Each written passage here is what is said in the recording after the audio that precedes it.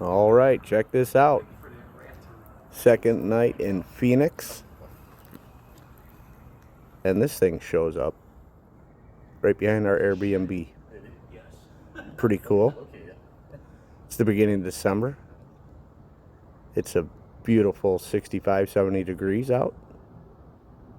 While back home in Wisconsin, it is cold. But yeah, cool. Welcome to the neighborhood, huh?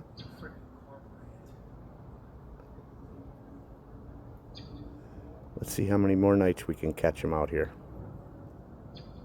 This is a week later and haven't seen him again, so. Pretty sure that's a great horned owl.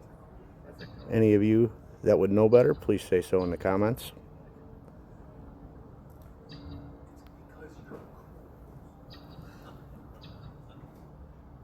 Just beautiful. Wish I would have had my good camera out.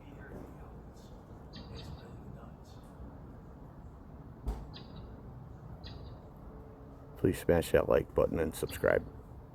Thanks for watching.